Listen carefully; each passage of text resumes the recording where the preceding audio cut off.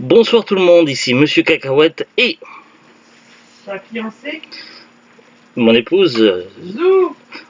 Aujourd'hui nous sommes samedi 2 septembre 2023, il est déjà 23h16. Aujourd'hui dans ce nouvel épisode de Parlons DVD, on a regardé un film de l'univers étendu DC Comics. Il s'agit tout simplement de Shazam. Je l'ai dit, je ne me suis pas transformé, je suis déçu. Moi aussi je suis déçu. Hein. Et j'ai vu une neige grimper. Petit aparté, c'est vrai qu'au début, quand ce film est sorti au cinéma, j'avais pas vraiment d'attente dessus. Et je sais pas pourquoi, j'avais toujours en tête un vieux film des années 90, dans ma jeunesse, où un génie exauçait tous les vœux, un peu comme le génie d'Aladin. Sauf qu'en fait, ce génie-là, ça s'appelait Kazam, et non pas Shazam. Kazam. Oui, c'est juste... je sais pas, Shazam, Kazam. Mais oui, c'est vrai que Kazam, il faudrait qu'il ressorte en DVD. Maintenant, je pense que s'il existe en cassette vidéo, il doit être rare. Un peu comme Vidéo Kid et l'enfant génial, que je réclame à tort et à travers aux éditeurs. Je leur demande, sortez-moi une édition DVD, s'il vous plaît, de Vidéo Kid, l'enfant génial. Mais toujours rien, de rien. Et la déception est présente. Mais voilà. Donc c'est vrai que je serais pas contre une ressortie de Kazam. Kazam, ce film était magique, un film familial. Mais c'est pas le sujet. Ce soir, on a regardé Shazam. Shazam. Alors, on a ici le recto, le verso. À l'intérieur, Shazam et une petite pub DC Comics sur la boutique officielle. Ouais, je suis pas allé voir, mais bon, je la garde, ça fait partie de la collection, la petite pub. Je vois que Zou prépare ses médicaments pour la semaine qui arrive. Ça te gêne? Non, c'est juste je me demandais c'était quoi ce bruit. Pourtant j'essaie d'y aller discrètement. Oui. Bref, je vais essayer de vous résumer un peu le film. Je me suis rendu compte que c'était quand même mieux que je résume avant de lire, parce qu'avant je lisais et je résumais après. Mais voilà, comme ça, je vous donne un petit peu mon ressenti du film, ce que j'en ai pensé. Je vous résume un peu l'histoire et après, en lisant sur la jaquette, on voit si. Quand même, oui. Après, quand on lit la jaquette, on voit si je me suis bien débrouillé ou si des fois la jaquette dit n'importe quoi. Alors, ce film fait partie de l'univers étendu, donc après je sais pas jusqu'à quel point, mais quand ce film a été programmé, normalement il devait être dans le même multivers que les autres films. Alors les autres films, pour en citer quelques-uns, Man of Steel, Batman vs Superman, mince, comment ça s'appelle quand ils sont toute une équipe? Justice League. Voilà, Justice League. Quand c'est une ligue de méchants, Suicide Squad, etc. Donc ça devrait faire partie de cet univers étendu. Wonder Woman, Aquaman, etc. Mais je crois que je sais pas trop ce qui s'est passé chez Warner Bros. Mais je crois qu'ils ont revu un peu leur plan. D'ailleurs, un film qui devait sortir, il y a eu plusieurs films qui ont été annulés, des films qui étaient terminés. Je pense à Aquaman 2, on n'a plus de nouvelles du film, il a été reporté et puis là, avec tous les soucis qu'ils ont eu, je crois que c'est un peu mort. Il y avait un film Batwoman qui était prévu, il était terminé d'être tourné, il a été annulé aussi. Bref, c'est un petit peu la loose en ce moment chez DC Comics. Batwoman. Ah oui, parce que Batman. Non, c'était... Mais le film qui est sorti de Batman avec l'acteur de Twilight, il est curieusement, c'est un film solo, il fait pas partie du multivers du DC Comics. Il est sorti comme ça en standalone. Du moins d'après ce que j'ai lu. Donc voilà, bon, on revient un peu sur l'histoire de Shazam. Pour l'instant, dans ce film, le héros est tout seul, du moins d'une certaine façon. On verra pas d'incursion d'autres personnages connus, pas de Batman, pas de... Quoique si, Superman apparaît une fois. Oui, Superman. Oui, Superman apparaît. Et Batman apparaît d'une certaine mesure. Même il s'est affronté contre Superman. Vous avez manqué ce combat? Eh bien c'était épique. Je ne vais pas vous spoiler, mais il y a bien une scène où Batman affronte Superman. Du moins d'une certaine façon. Alors, on en reparlera peut-être dans la rubrique spoiler à la fin de la vidéo. Sinon, pour résumer un petit peu l'histoire, pour Shazam, il était une fois un puissant sorcier ou magicien. Ils étaient 7 à la base.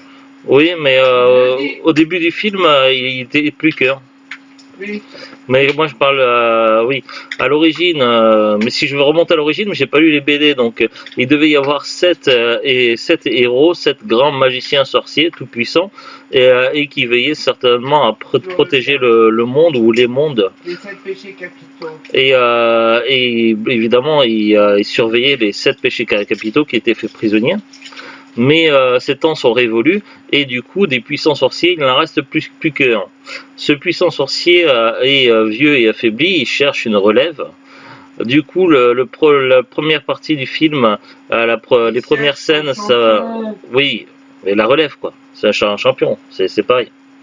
Sauf que voilà, donc le début ça se passe dans le passé au niveau de l'histoire. Évidemment, donc on voit le sorcier qui cherche son champion, pour prendre sa relève. Sauf que évidemment c'est un peu compliqué parce que surtout qu'il y a des prérequis, notamment avoir le cœur pur. Puis finalement, après tout ça, on va avoir à nouveau l'histoire, mais à l'époque actuelle, contemporaine, de nos jours.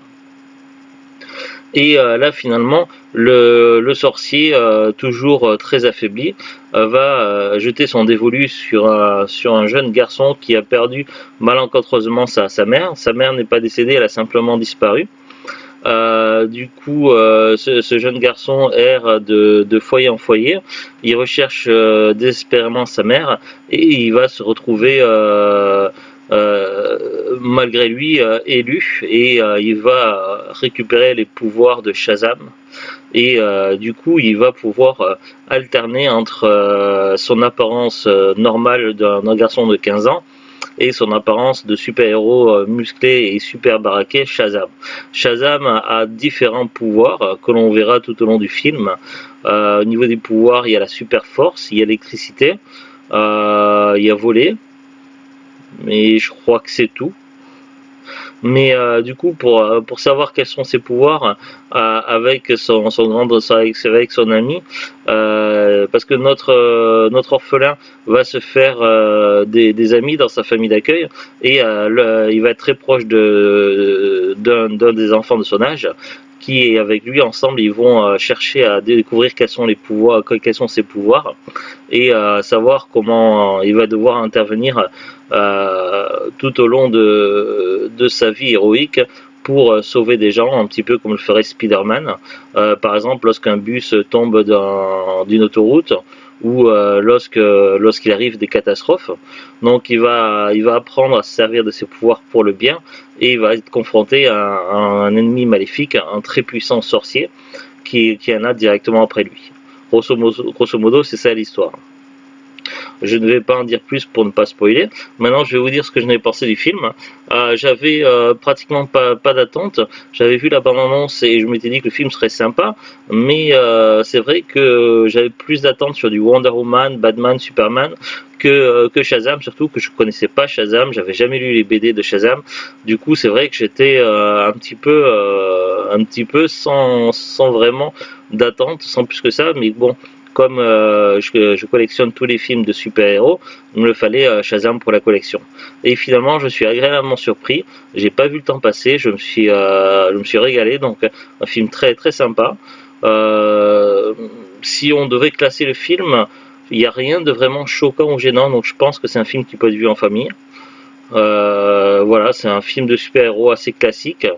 Il n'a pas ce côté sombre et torturé que l'on très souvent les héros de l'univers DC Comics.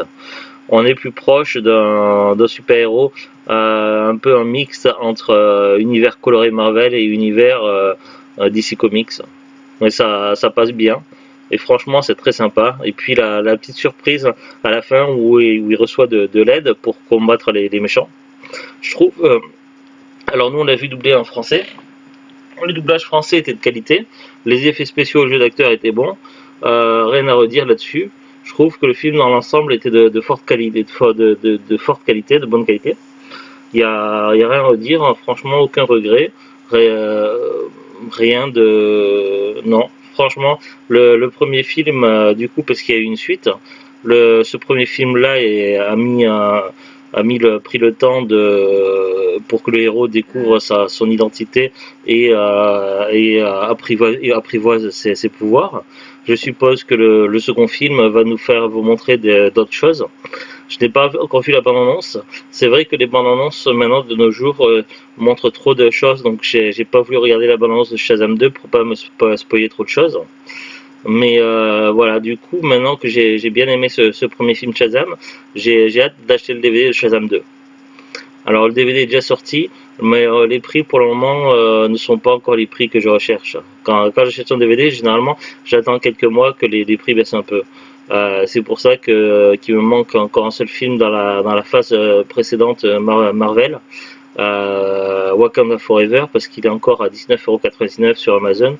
Donc j'attends qu'il baisse un peu, mais ou alors qu'il y ait une promo, genre 5 DVD pour 30€, un truc comme ça, et qu'il soit dedans. Mais voilà, donc pour revenir à Shazam, franchement, voilà, très bonne surprise, et il va faire partie certainement de mes films coup de cœur. On va voir ensemble un peu ce qu'ils avaient marqué derrière le boîtier. À 14 ans, pourtant il mentionne à Mondry 15 ans. Non, il dit qu'il va sur ses 15 Ah oui, il va sur ses 15 ans, d'accord. À 14 ans, Billy Batson découvre qu'il peut se transformer en super-héros adulte, Shazam, en criant ce simple mot. Ses grands pouvoirs vont lui conférer. Il découvre, ouais. Oui. Ses grands pouvoirs vont lui conférer une grande responsabilité, vaincre le docteur Thaddeus Sivana. C'est pour ça que je préfère maintenant résumer avant de regarder le boîtier. Franchement, le film, il découvre pas, il reçoit. Oui. Et puis c'est tout, on n'en sait pas plus parce que le deuxième paragraphe est en flamand. Après bonus qui est Shazam, voilà, il y a des petits bonus, on ne les a pas regardés.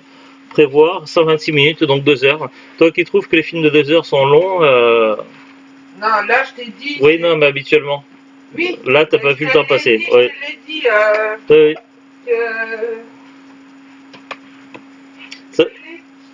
Oui. Oui. C'est vrai que Zoulut, quand les films durent plus d'1h30, elle a un peu de mal des fois. Mais là, elle me l'a dit dans le film qu'elle s'ennuyait pas du tout. On va regarder ensemble la fiche Wikipédia. Oui, ma souris. Elle est là. Hop. Shazam, c'est un film de super-héros américano-canadien réalisé par David F. Sandberg, sorti en 2019, non pas de Vinci God. Il s'agit du 7e film de l'univers cinématographique DC. Il met en scène le personnage de DC Comics Shazam, nommé Captain Marvel jusqu'en 2011, créé par C.C. Beck et Bill Parker. Bon, après, il y a le synopsis qui raconte toute l'histoire, donc on zappe. Scène post-générique. Oui, une scène post-générique dans le film où on voit qu'il va y avoir une suite. Alors, titre original et titre français, c'est Shazam. Qu'est-ce qu'on peut dire comme information intéressante? Budget 100 millions de dollars. Durée, là ils disent 132 minutes durée. Genre action, aventure, fantastique, comédie. Sorti en France, en Belgique, en Suisse romande le 3 avril 2019, aux États-Unis, au Québec le 5 avril 2019. Classifié déconseillé au moins de 13 ans aux États-Unis. Certaines scènes peuvent heurter les enfants. Accord parental souhaitable au Canada. Tout public déconseillé aux jeunes enfants au Québec. France tout public conseillé à partir de 10 ans. Belgique tout public. Suisse romande interdit au moins de 10 ans. Casting. Alors, on a Zachary Levi, Asher Angel, Mark Strong, Jimon Hunsu, Jack Dylan Grazer, Grace Fulton, Ian Chen, Jovan Armand, Faith Serman, David J. McNeil, Cooper Andrew, Martha Milans, Lotta Losten, John Glover, Andy Osho, Caroline Palmer, Michelle Bors, Ross Butler, Adam Brody, DJ Cotrona, Megan Good, Steve Bloom, Fred Tatasciore, Dwayne Johnson. Ah bon? Ah, il apparaissait du Dwayne Johnson. Il apparaissait en tant que Black Adam dans un hologramme. Bah, je vois pas à quel moment.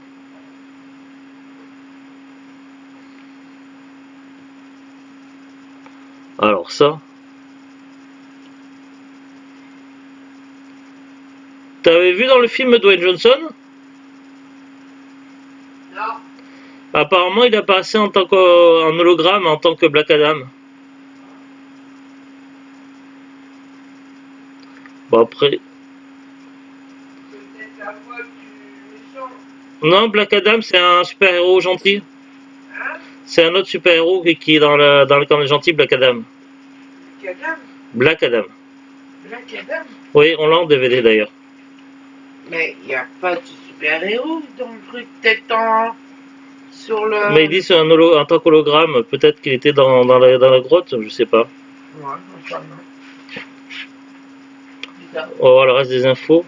Alors, la jeunesse et développement, distribution des rôles, tournage, musique, accueil critique, Allociné, 2,5 sur 5, première 3 sur 5, les Inrecuptibles 1 sur 5 seulement. Ouais, ils ont eu des mauvaises notes. Par contre, sur Rotten Tomatoes, 93%, ce qui est une note excellente. Sur Metacritic, 72 sur 100. Ouais, ben les critiques américaines lui ont donné une très bonne note. Les critiques françaises ont descendu le film. Comme d'habitude, hein. Mais bon, voilà quoi, c'est pas Après, forcément. les critiques françaises, ils vont encenser les tuches et Toto. Oui, voilà, mais les- je sais pas si on peut se fier vraiment en tant qu'amateur de films et de séries télé. Je suis pas sûr qu'on peut se fier sur les critiques françaises parce que ils ont l'air d'être de parti pris et en général ils encensent les films qui sont pas forcément très intéressants ou très pertinents et ils enfoncent que des films qui sont pourtant excellents. Donc là-dessus, je suis quand même assez mitigé. Mais moi, je préfère me faire mon propre avis, c'est toujours ce qui est le mieux. Après, il y a eu des nominations, mais beaucoup de nominations et quelques distinctions. Donc, j'y arrive pas avec ceux d'après, je crois. Après, analyse, référence à d'autres œuvres, il y a pas mal de choses. Ce sera un peu long à tout lire, mais si vous voulez voir sur Wikipédia, il y a un long paragraphe qui s'appelle sous le nom d'analyse. La suite s'appelle Shazam, la rage des dieux, et c'est sorti en 2023. C'est pour ça qu'on n'a pas encore DVD, parce que les prix n'ont pas encore baissé, ça vient tout juste de sortir en DVD.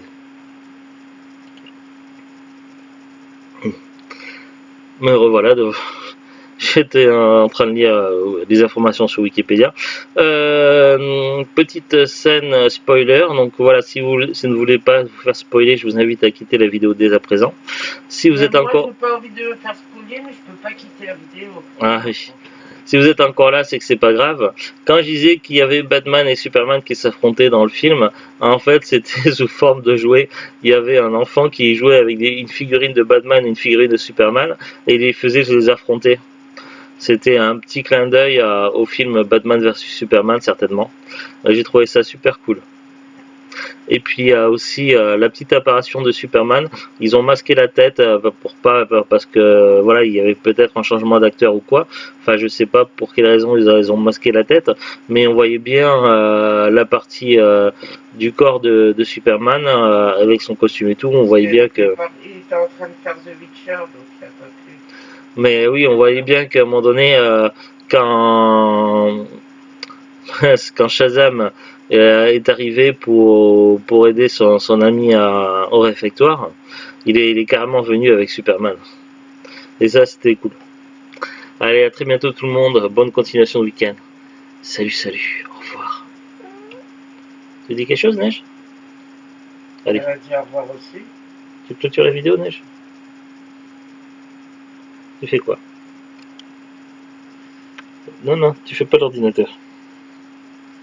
Les chats, ça fait pas de l'ordinateur. Allez. Voilà. Comme un perroquet. Allez, au revoir tout le monde. Salut.